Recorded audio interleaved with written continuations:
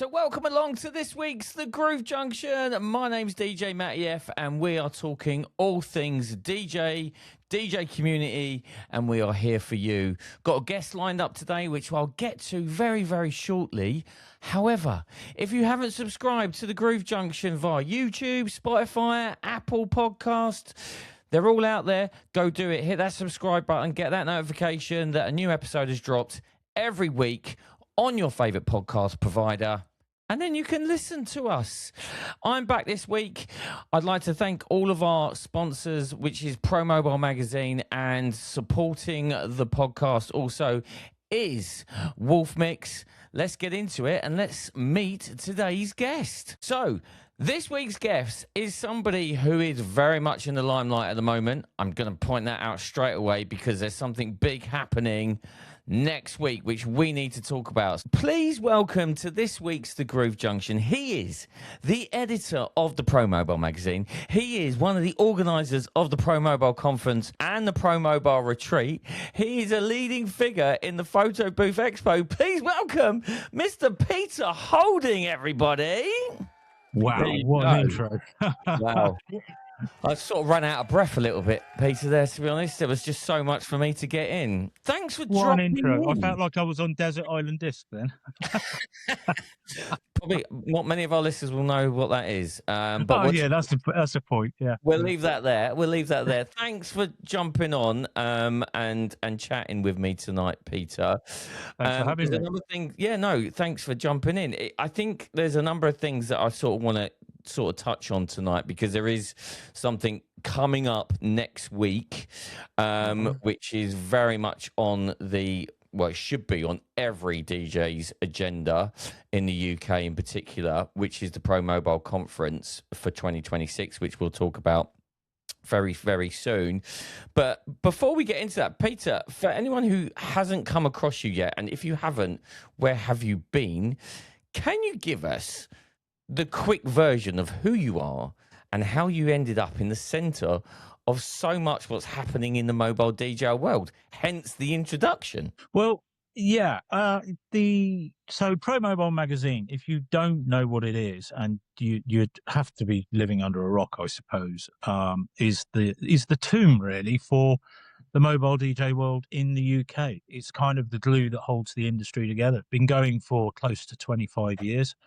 Full of articles which are designed to help you in your business, and from everything from performance to marketing to equipment, all the reviews we have in there. We've got a lot of really great, very supportive advertisers, which is fantastic. A big reader sort of database, and it comes out every 2 months and is a fantastic resource. It's really, really good. It certainly is something that I've been reading for several years before I was asked to do some articles for it. I've got a very business orientated background. Did a lot of years working within the banking industry. Don't hold that against me. I've atoned since. But a lot of that was to do with business and a lot of training in business, and then in communications. So all of that kind of led me to a place where I got more involved with the magazine, and then in 2020 took over as editor, right smack bang in the middle of the first COVID lockdowns, funnily enough. And some of that was simply because of the fact that we were doing a lot of parties or events, which is, at the time, working very much out DJing every week in, week out. COVID hits us. Suddenly I'm a lot quieter and doing all sorts of different weird things just to kind of keep myself busy as well as earn a living. And the opportunity came up to take over the chair, and I've been there ever since. And fantastic resource. If you're not reading it, I'd have to ask why. Absolutely. And in relation to the Groove Junction itself, we've got a very nice code which is in the description. So go and get that description. If you have not, got your promo code for it, go and have a look on the Groove Junction in the description of this podcast, and you'll be able to get it first and foremost. I want to circle back slightly, Peter, in the sense of your DJing. So you went full time as a mobile DJ in 2013, from my research. What was the moment you knew that this was the way forward for you and there was no going back, in the sense of going full time? Right. So it's a great question. We've been thinking kind of lately about exactly how that did come about, really. And I say we, my wife and I, and at the time I was working, when I started out as a mobile DJ, I was working as a communications and fundraising manager for a charity. See, I told you I was atoning myself. Yeah. For the work in banking. And I realized quite quickly that it was something that I could do full time, but at that time I just didn't really know how. I just knew I could. I could. There was something in me that thought, this is so much more than kind of anything I've ever done. It was just more rewarding, more fun, and I really loved the idea of, for the first time in my life, of being my own boss. And it came right at the very moment when I left full-time work. My wife, Michelle, decided to get a job so that she could support me pursuing DJing as a full-time job. And it came right at the time that there was an advert on Facebook that just felt like it was targeted directly at me for what was then the second ever ProMobile conference. And I went to that, and immediately, within the first sort of 2 hours, I thought, I've made the right decision. I'm doing the right thing. I've definitely turned a corner here. And everything that I need is here. Everything, all the people that I need, all the information that I need, all the access to everything that I could possibly desire to go from kind of, I wasn't part-time then, I was full-time, but I was certainly nowhere near anything but a part-time income. Yeah. And I realized then that if I started to do even some of what I learned, that I would definitely make a success of it. And it was a real key. So I went on instinct when I went full time. I just knew I could do something better, but I wasn't really sure how. I had some ideas, but no real kind of guidance, no mentors, nothing. Went to ProMobile conference and bang, everything was there. It was incredible. Absolutely incredible. Do you think, and we will talk about the ProMobile conference shortly, but do you think the whole, because of you walked into this environment and you're on the fringes of, yes, I'm full time, but I'm, from a financial point of view, it's not there yet.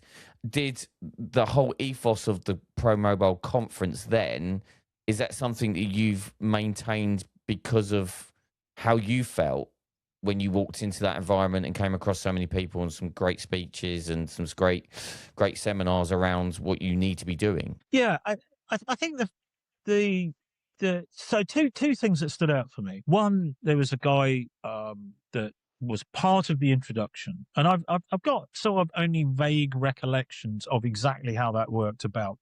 But what I do remember was David standing on the stage and announcing that just by attending the conference, we would double the amount we earned from DJing over the next year. And I literally sat there and thought, this sounds a bit iffy.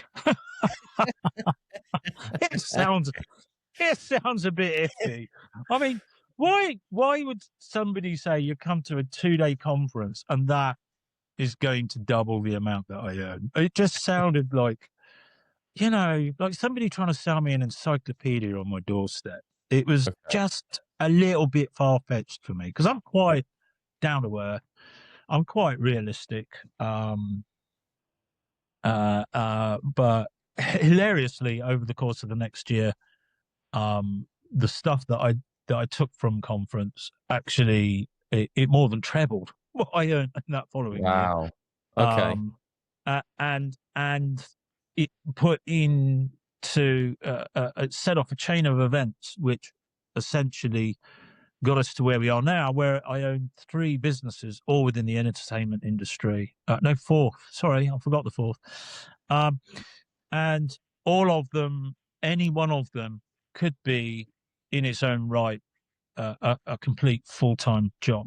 I have a bit of a portfolio career because I like having varied interests. So, but everything stems back to that bit there. So that was the first one. The second one was a guy called Randy Bartlett who did the first seminar over from America, and he did his intro, did a joke about DJing, and immediately got the room to kind of where he wanted to get it. So everybody was really paying attention to him. And I sat there and I thought, oh, this guy's really compelling.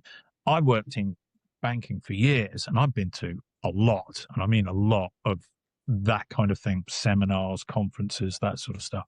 And this guy, he's a mobile DJ and he seems better than just about anybody I've ever seen on the stage before. Right. So immediately he's got us where he wants us. And he stood there and he said, wouldn't it be good if we could just make a living working as a mobile DJ? And that hooked me, completely hooked me, because I thought that's exactly why I'm here. That's exactly why I'm here. I'm here to find out about that. And that was part of it. That was a huge part of it. Those 2 things really stand out as statements that came out of that very first morning of the very first conference that I went to. And you know, they were the tip of the iceberg, absolute tip of the iceberg, but really important. And that for me, that was clarity. I'm here, I'm doing the right thing. Being a full-time DJ isn't for everybody, but you know, if you've got a fantastic job and you love going to work in the morning and it's a great career path, and you can see a point that you're aiming for and you're going for that, then get on and do it. If you don't, then, and you're a part-time mobile DJ, what are you doing? Like if you don't love your job, don't do it. Be a full-time DJ. It's so much more fun, so much better, and you're your own boss, and you can decide what you're going to do. And it's like a huge part of our lives that we do exactly what we want to do. Okay, so let's talk about the ProMobile magazine then. So for those who don't know ProMobile and the magazine and what it's all about, what's the heartbeat of the magazine in your opinion? What really stands out from the written side of things? So it's our contributors, really, the people that write in and contribute to the magazine. We do every month. Oh, sorry, every month. It's bi-monthly. So every issue we feature a working mobile DJ, and we tell their story, and every story is different.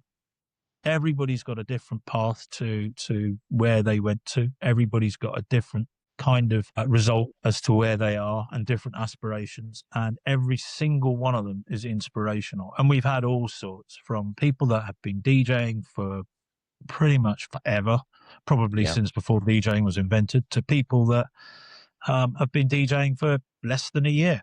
Yeah. Still great story. And still a lot of human interest. And then we've got people who write for us on a regular basis. Some people who don't write for us all that often, but will chip in every now and then. And, you know, they'll contact us and say, I've got something I'd like to write about. And it's always really good material.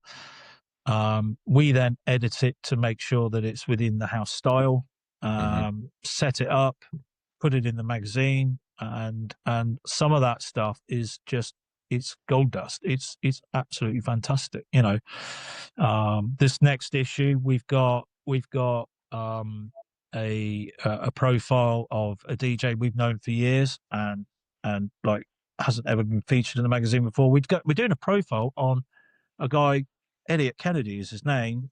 He's written songs, massive hits for people like Bryan Adams, for the Spice Girls, for Take That. Yeah. And that's an article in the magazine. And it's like, and everything's kind of, the articles are really, really important. The reviews are massively important because, you know, they talk about new kit that's being released, and it's a searchable database as well. So if you think you're looking at a set of speakers, you do a search on ProMobile site. We've more than likely done a review on it, and you can get an idea from a working DJ as to exactly what that bit of kit is like. It's kind of there's not one thing that stands out. It's the industry coming together. That's the way that it feels to me, and the way that it's always felt. How has the magazine evolved since you've taken it over as editor then? So, what has changed the most about what mobile DJs want to read about from the moment you took it over and took the leadership on as editor to where it is now? It's a great question. And I think the best way to answer that is kind of when I was asked about it, it was an interview process. And the question was, what changes are you bringing? Well, at the time, it was a great magazine with solid contributions, doing great reviews, all of the stuff that we've just talked about. And I was a contributor. I was a regular contributor to it. And I didn't particularly want to do anything revolutionary because it was already this winning balance of great articles, great reviews, real human interest stories, and done in a really nice style. To me, it looks great. And that's, it's a lot of that is kind of how the magazine was set up. So I can't take a lot of credit for that. But I didn't want to change absolutely loads. I'd say if anything, there probably is more in the way of business type information, simply because of the fact that I'm the first person to say that, what gets you into DJing is music and a passion for music. What keeps the lights on is you earning money. I know how many times have we gone out and DJ'd at something and somebody's come up and said, I used to DJ. How many times has that happened? If only I had £1 for every time. If only. And I often think that, when you're out there DJing, it is an amazing thing to do, but quite honestly, unless you feel like you're being rewarded, and unless you treat it as a business, and unless you make sure that you're getting a reasonable return for your time, your effort, and your, let's face it, investment in kit, because we're all gearheads, we all like the latest bit of kit. Unless you're seeing a proper return for all of that, you won't sustain it. It's unsustainable. You're going to get to a point where you're lumping a 18-inch sub down a flight of stairs at 1 o'clock in the morning, and it's raining, and there's people stood at the bottom of those stairs getting in your way and asking you for a lift home. You're going to think, God, I should be paid well for this. Well, you are, aren't you? I mean, it's like... It's a great roundup. You've mentioned that, because that's exactly what happens every time. Yeah.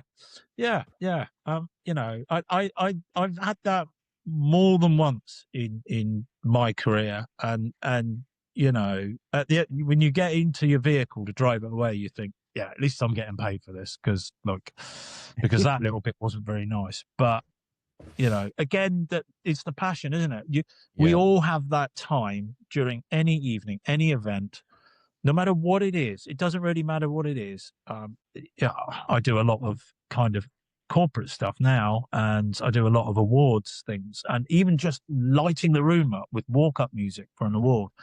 You get those moments where you go, oh my God, this is amazing, because you're playing stuff and people are responding to it and really getting into what you're doing, and that passion, it's brilliant. It's absolutely brilliant. And there are times when I'm standing there thinking, I can't believe I get paid to do this.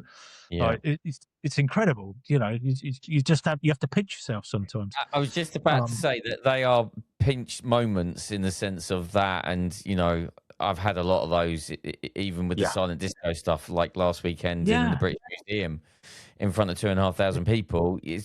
And you're controlling them with the mic and the music you're doing, and they are those pinch moments where you go, how have I got myself to this position?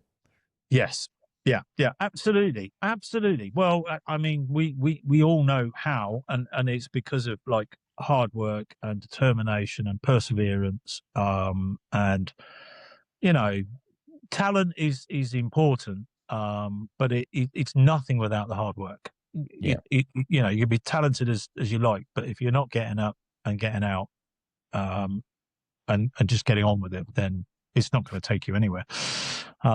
So yeah, it's passion that really lights everything up. But at the end of the day, you can only sustain that for so long unless you treat it in a sort of business way, really. So before we, and hopefully this question will lead into the ProMobile conference, which is coming up very soon, which we'll just touch on. But what's the biggest challenge you think is facing the mobile DJ industry right now from a ProMobile point of view? What do you think you're seeing from the work that you do for ProMobile, both magazine and conference wise, that DJs are having the challenges of? I think it, again, a great question. The issue with the mobile DJ world for me is that people kind of don't realize that they don't know what they don't know, right? Yeah. And it's for us, we have to work really, really, really hard to convince people to come out of their comfort zone and spend a couple of days at a conference, because everybody sees it as like this expensive thing. I'm telling you now, it's really not. It's in the great scheme of things, it's a really cheap thing to do. If I look at that first investment that I made, I can't even think how many times that's been repaid. But Yeah. there's kind of this thing within the industry that people kind of earn a certain amount of money. They go out and they play in a certain type of way, and they go and do the job that they do. But they keep themselves in a bubble. They keep themselves in a silo, Yeah. and I think the thing is that changes nothing. It changes nothing, and I again, it's I don't need to bring up any particular instances or any particular names, but I run an events business and we supply a number of services. My wife owns a photo booth business, and every now and then I will go out and help her sort something out, build a photo booth, pick a photo booth up, or even drop off stuff. And I get to see a lot of DJs. I get to see a lot of DJs. And you can always tell the difference between somebody who's invested a bit of time in their own journey and those Yeah. that haven't. You can see it a mile off. The stuff that I see on a day-to-day basis just makes me want to shrivel, and you just think, as an industry, we kind of have this thing where we buy all the kit, we buy all the lights, we play music really, really loud, and people ask us for songs, so we start to learn the sort of songs that people like to dance to. There's like I don't know. There's tens of thousands of DJs that think that's enough. I got to say, I've seen it, and I don't want to come across as somebody who's overly negative, but it's not enough. It's not enough. The things that I could tell you, the things that I've seen, it's just like you just go, why would you do that? Why would you not invest in yourself a little bit? Why would you not speak to other DJs? Why would you not have another DJ turn up with you and watch you? And then why would you not go and watch another DJ and get some ideas? So I think for the industry, I think DJs need to come out of their silos a little bit more, and just put your heads above the parapet. There's no shame in realizing that you're not the best DJ. I'm gonna follow on from that point about the silo thing, because that's a really good point in the UK, because obviously we've just come back from Vegas. Have I mentioned that anyone on this pod? We've been to Vegas, but everyone in the US are really connected, and it doesn't matter where they are in the country, they are really connected, and they're all really championing each other. And I haven't seen it on that level in the UK compared to when I went over to the US and saw it firsthand. And it's just, everyone's rooting for everybody in the US to do really, really well within this industry. I just I don't want to get that negative side of thing, but from a UK perspective, there is that negative where people are just quite happy just staying in their little thing and not really pushing out a little bit more. Yeah, and it's something that I kind of find amazing, really. The things that kind of occur to me are that there's a lot of DJs that really think. I mean, I see this all the time, and you'll see it on Facebook, Instagram, in websites where DJs will go, I'm the best DJ in the county, An area, the world, the whatever, that they're in their opinion, they're the best at what they do. I when I was a mobile DJ starting out in 2012, I bought a shed load of kit, loads of kit, more kit than you could. I probably looked like a DJ shop when I turned up because I thought that's what it took, right? Within a year, I had been told several times by a number of people at parties that I was the best DJ they'd ever seen. And, you go at the time, well, yeah, part of me thought, well, how is that? Because like, I've been doing this for 5 minutes.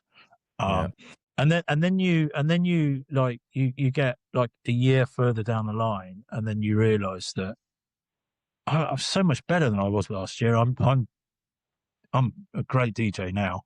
I'm much better than I was a year ago.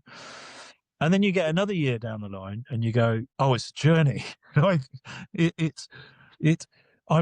I always need to improve. And when I see these things where people go, "I'm the best DJ," I often think you're probably not even the best DJ in your street, mate. Quite honestly, it's a truth that they go, because you get people say to you, "You're the best DJ." It starts to sink in, and people start to think, "I'm the best DJ in my case, in Hampshire.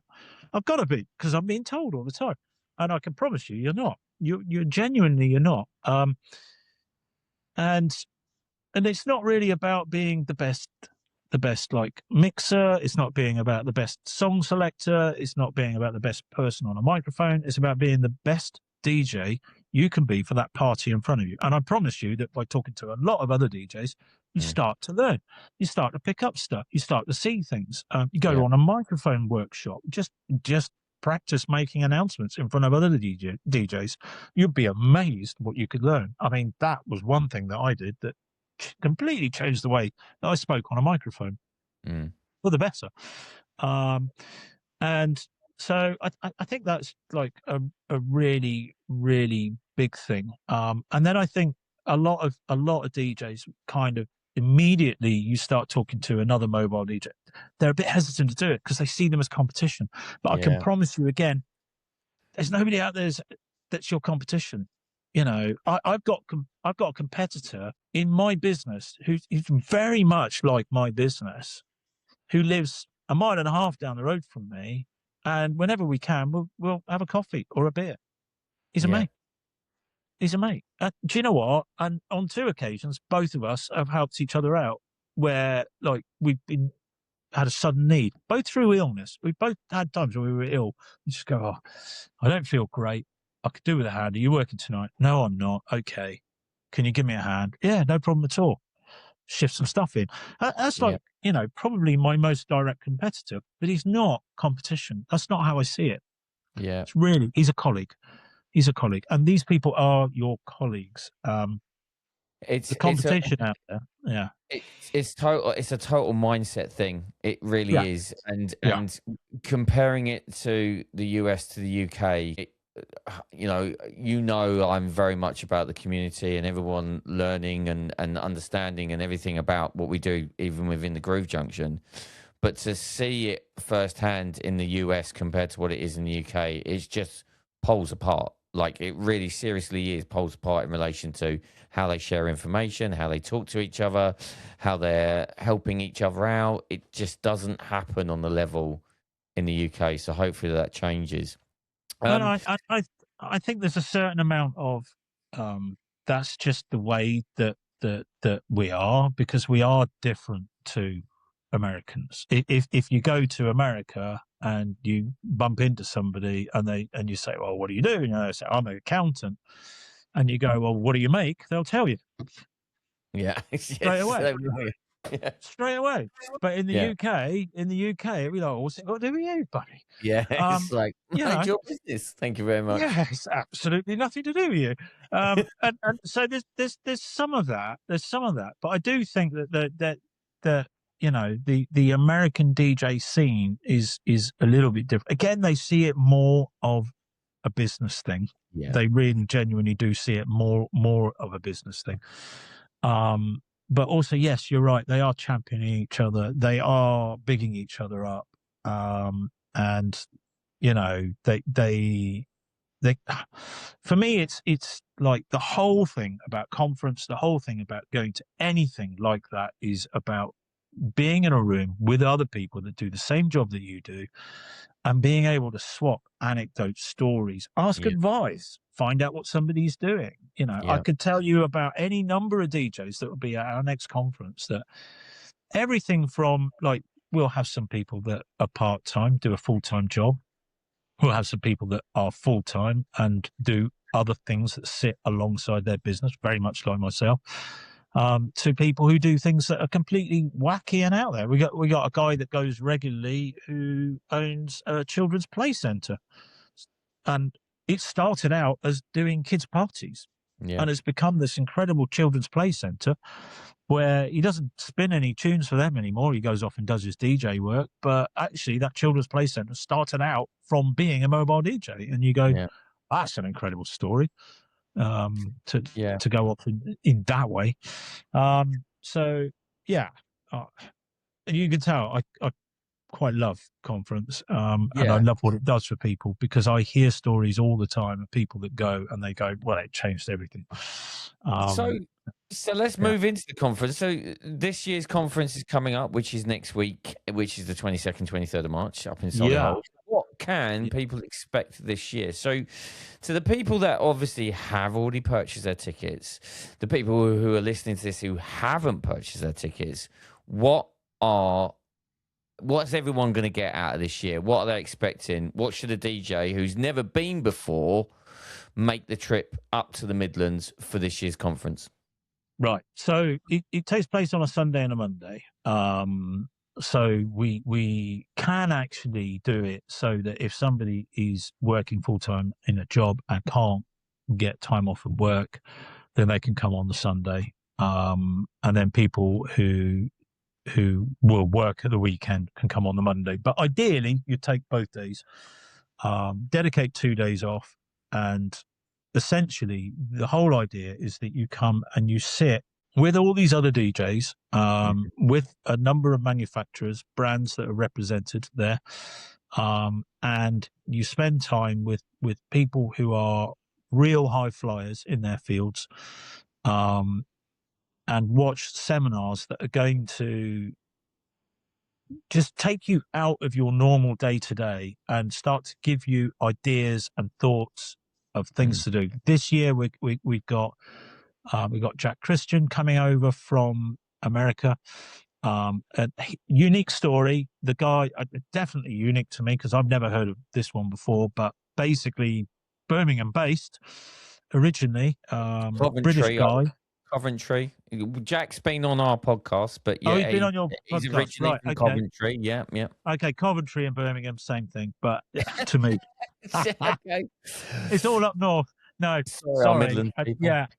I kind of, So I know that he's got family in the area in Birmingham, so I kind of assumed he was there. But anyway, so moves over to the States, takes his initial job of being a kind of a bar DJ, puts it on steroids in the States, becomes a wedding DJ, looking at coming back to the UK, potentially, and coming over and talking about, the kind of his journey, and also how he's got to where he's got to, which is one of the most recognizable figures within the mobile DJ world, which I think is fascinating. And then he'll be joined by Ewan Lawrence, and the two of them get on really, really well. Ewan's coming down from Scotland, runs an incredible operation up in Scotland. Tartan Entertainment. Tartan Entertainment, who, just do things just that bit differently. And there's going to be a lot that comes out of that for people to think about and incorporate into their day-to-day lives. So those two kind of stand out for me a little bit, because that is going to be a real great question to be able to go, right, we've got a room full of DJs, some are going to be more successful than others, but we all want the same thing, to actually be really good at what we do, to be a success at what we do. How do we get to that state of mind where, where we charge enough for us to make a proper living from it? Yeah. Because there's this whole thing about DJing, and I've heard this so many times, and it makes me want to cry almost, where DJs will go, well, it's easy to work out what you should charge, because you decide how much you want to earn over a year, how many times you want to work, you divide one with the other, and that tells you how much you want to earn. And you go, how is that a thing? Yeah. How is that a thing? I'd like to earn one day a year, and I'd like to earn £1 million. Easy. Wouldn't we all? Wouldn't we all? Wouldn't we all? So it's like, that's the sort of question that we'll be asking there. And they'll be covering off like how successful they are at what they do. They'll be sharing stuff that again, you get DJs who normally are a bit in their silo, won't share stuff, won't talk to other DJs, see them as competition. We've got guys that are really at the top of their game, who are going to come and freely give information. Yeah. And that's going to be worth gold. It's going to be worth gold. We've got Becca Pountney, who is the UK's foremost wedding expert, going to be talking about trends. And if you're marketing yourself to weddings, and if you're a mobile DJ, you need to, because more weddings happen than anything else. She's going to be giving us some really good insights into the modern way to market a business. So that's going to be really good. Jack Quenby, again, Leicester area, fantastic, successful, lovely guy, really great business head on him. And he's getting up and talking, and I'm just going off the top of my head here, and I'm definitely going to be missing out some people here, but we've got all sorts of stuff going on. I think the main thing is that you come and you're in this place, right, for 2 days, and you're with colleagues, you're surrounded by colleagues, and you're being immersed in this culture of what are we doing? Where are we going? How are we getting there? What does good look like? And you're getting some ideas, but you're making connections. You're building yourself a network. You're getting some new colleagues, and you're strengthening yourself and your business and your future. And that is what conference is all about. There's no one thing. It's not like you'll come and you'll get this and you'll go away and you'll do it and you'll be a success. We always say, try and like write down 3 things that you really want to focus on, and go away and commit to doing those over the course of the following year. Because you will hear and experience so much will come at you at 1,000,000 miles an hour. And you've got to try to just take the most important things. But stuff will be said, stuff will happen. You'll see things, you'll experience things, and then one day that could become relevant, even 2-3 years down the line, and you go, "Oh, no, I know how to answer that. I know who to speak to." So that's what it's all about. Yeah. So that was probably the way you've ended. That was going to be my last question of what are you hoping that your attendees who are coming along are going to walk away with, and I think you've just pretty much covered that question. I do have a question that, in relation to the logistics of a conference, because this is clearly a massive undertake to get this going each year, to find the right speakers, to get it advertised, to find the locations. How much goes into it for you in particular, and Steve as well? Like what it's got to be hard work, surely. Painful. Okay. All right. It's the best way to put it. It's a lot, and I mean a lot of hard work. Months of preparation. We don't do it full time, obviously, because we've got a lot of other stuff to do. it isn't. You can just decide, right, well, we're going to put this on, and 2 or 3 months later do it. It can't work like that. It really can't work like that. We've got to sit down and have really good, solid conversations about what it is we want people to take away, about getting the right people there, pulling it all together so that, even just dealing with the hotel is Hard. it's a lot of work.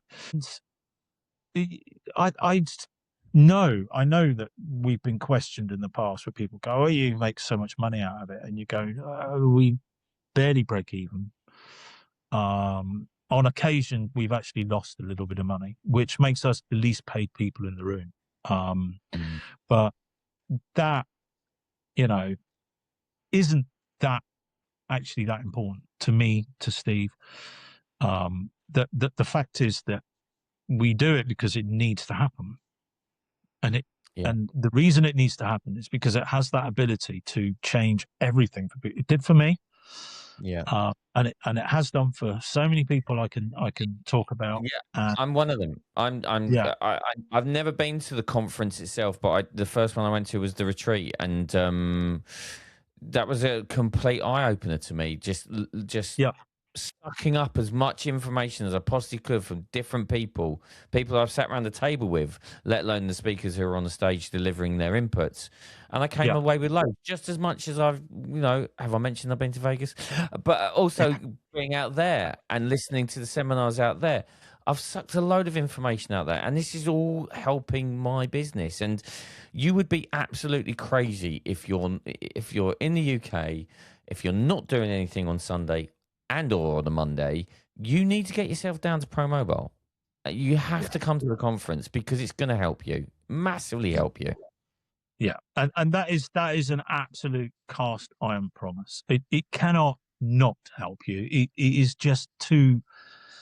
It is just too good. The number of things, the number of instances. I could tell you stories until the cows come home, but we don't really want to bore everybody. But the number of times where I've gone and done something as a direct result, my wife has got a full-time job. Actually, she's probably got 2 full-time jobs, frankly, quite honestly. But she was working in a really, really senior position within banking. And she does what she does now as a direct consequence of attending ProMobile. Yeah. That first conference where I managed to have a conversation with Randy Bartlett, and we started to map out what actually I needed to do, what I needed to change in order to build the business that we've got now, so that my wife could become part of it. And for both of us, we had great jobs. I wouldn't swap back to that in a heartbeat. Not in a heartbeat. And as a direct consequence of, conference, it absolutely changed everything. It changed our lives. It's given us businesses that we can hand on to our sons in the future. Yeah. And it's, I'm really super, super passionate about it. And I will not apologize for that, because I know I speak to people, I see them come, I see them do stuff, I see them go and grow. And, if you've not been before, sometimes I think people hesitate because it's like this weird foreign environment that they're not in. I just take it out your comfort zone, just for a couple of days. I promise you, come and see me. I'll put my arm around you. I'll look after you. There's nobody's going to do anything weird to you. You're not going to be sold stuff. You're not going to be buying something that's going to cost you £1,000 a month that you can't ever visit. Not a timeshare thing. It's not like, we're not brainwashing people. We're literally all DJs getting together and having a conversation about how we can become better at what we do, about how we can help each other, and what we all know collectively as a group that can, help us move forward. And if you've been before and you're on the fence, I've been before, and you go, well, quite honestly, you don't know what you don't know. We've got great speakers. Yeah. We've got great attendees. You never know what can happen. Absolutely, 100%. So yeah, if you haven't got your ticket, go and get it. Go and search Pro Mobile Conference, Solihull 2026. You will definitely find it in all the searches, depending on which engine you want to find it on. But yeah, you can go and get it. I'll even put the link directly in the description. Before we go, Peter, it would be rude of me not to touch on the photo booth side of things. So Yeah. PBX it's described as the world's largest trade show for photo booth professionals. How did you fall into that and getting involved at that level? Or is that just going to swallow this up? Because you go on this journey of being, a DJ, conference, it's developing, it's moving, and then all of a sudden we're now in this PBX world and it's just massive. Yeah, yeah.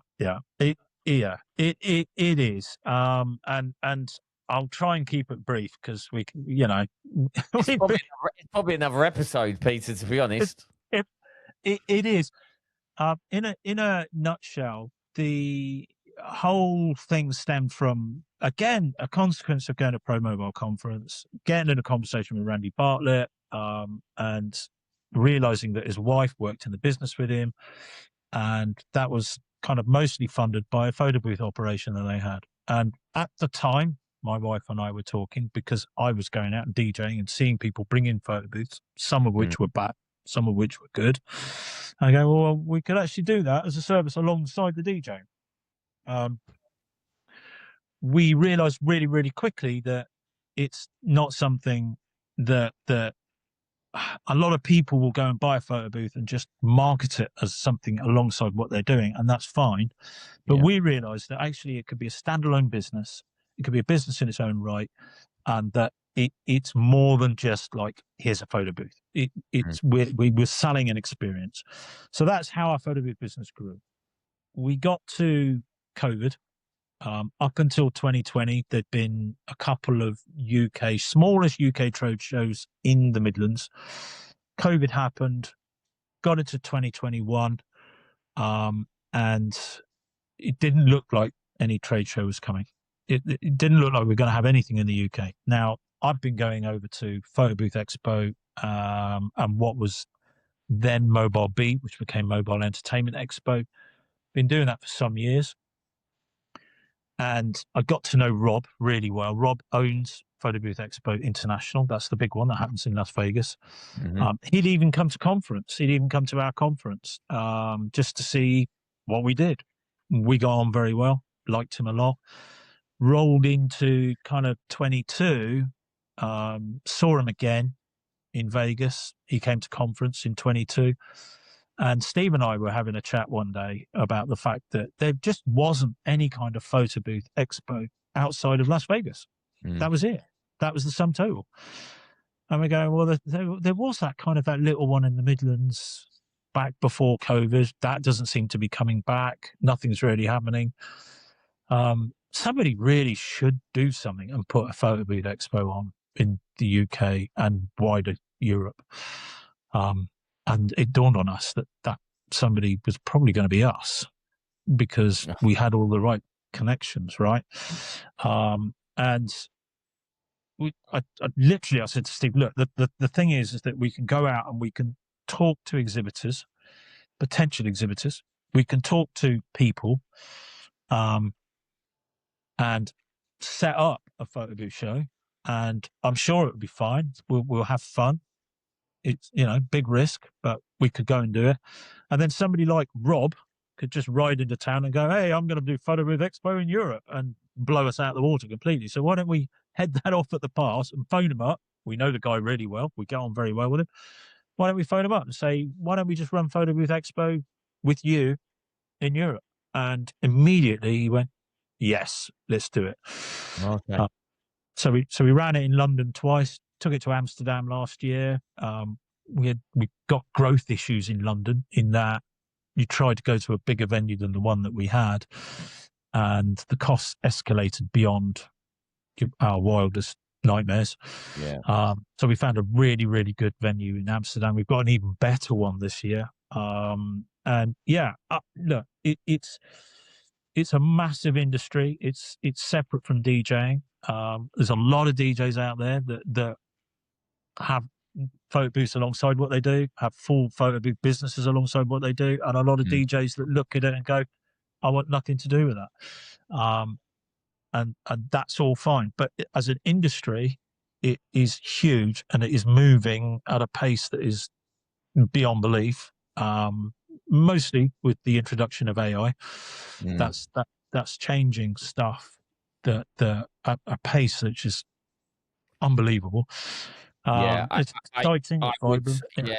I would 100% agree with that. Like, even going to PBX London a couple of years ago now, and seeing it and buying a selfie pod myself. I know we got an internet issue there. Going to Vegas and seeing it on that level, it is massively changed. It's massive. It's grown to something absolutely so huge. So yeah, and it's going to get bigger. It's an exciting space. The technology is moving at a rapid rate, and what you can actually do with it. And I don't think people are seeing it quite yet, but it literally is going to change things beyond belief. And I'll be talking a bit about this at conference. Not too much, because it is a DJ conference, but I do want to touch on it there and talk about, where we did one job in October, which was, it took us by complete surprise in terms of how successful it was.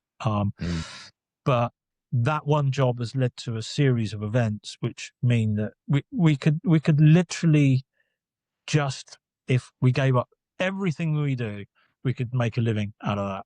And you go, it's quite scary. It's quite scary how big it could be. And it's the best way to put it is, it's like the gold rush, the great USA gold rush, people rushing out to the gold. At this moment in time, people are doing that, but they don't actually see the gold yet. They don't actually see what it is yet, but it's starting to crystallize. It's starting to become a thing. People are starting to go, we're doing this with AI, we're doing this with AI, we're doing this with AI. And like, you can focus on the words AI, you can focus on that, you can focus on photo booths, but it's not about that. It's about the experience. It's about what it can do, what it can give people. And it's that tangible net result that people go away with, that is being changed beyond recognition. It's stuff like green screen. Forget it. It's dead. Green screen is dead. It's like, in 5 years' time, people will be going, green screen. Yeah, that was quite quaint, wasn't it? It's honestly, it's changing everything, and it's exciting and it's fun. And it's a lot of things, but it's how we got into it was like quite planned, but it was, again, like ProMobile conference, like ProMobile magazine, we did it because it needed to happen. It just had to, and who was going to do it? So it turned out to be it was, and you have, and you're absolutely reaping it, in the sense of, I've seen it in different levels. I've seen it in London, I've seen it in Vegas, I've seen it on, like, it's crazy, and it's definitely growing. It's definitely growing. Look, Peter, I think I've kept you long enough, and we've had a good old chinwag this evening. Learned a loads, but ultimately, what it comes down to is the next big event, which is obviously next week in Solihull, the ProMobile conference. Get yourself down there. You will not be disappointed. It's a great event. You're going to love it if you've never been before. If you haven't never been before, I would definitely encourage you to do it, because you are going to learn stuff. And with Jack Christian, and I know you've got loads of other speakers. I've seen Jack. Jack's been on the podcast. I met him personally in Vegas, listened to one of his seminars, which he did in Vegas, which he's not doing at ProMobile. You do not want to miss it. You really don't want to miss it. So get yourself along to ProMobile. Mr. Peter Holden, I just thank you very much for coming on and talking all things your world. the magazine, the conference, PBX, and I reckon we could probably talk some more in the future, definitely, about this, because there's a lot I'd love more. that. It's been very enjoyable. Thank you for having me on. And it's been, but we Brilliant. can do it again one day, I'm sure. Absolutely. Thanks, Peter. Take care. And you. Cheers.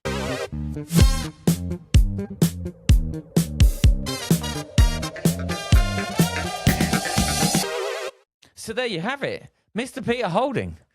Mr. ProMobile himself, Mr. ProMobile Magazine, Mr. ProMobile Conference, Mr. PBX. I mean, he's very well supported by Steve as well. Steve Honeyball, who we've had in the show before many, many moons ago.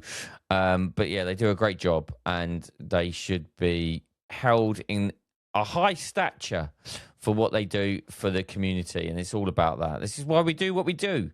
We want to help everyone. This is what it's all about. So yes, if you haven't got your tickets for ProMobile, go and get them. It's going to be a great event. And yeah, go and get your tickets now. Thanks for joining this week's The Groove Junction. My name's DJ Matty F. I will see you same time, same place next week here on The Groove Junction.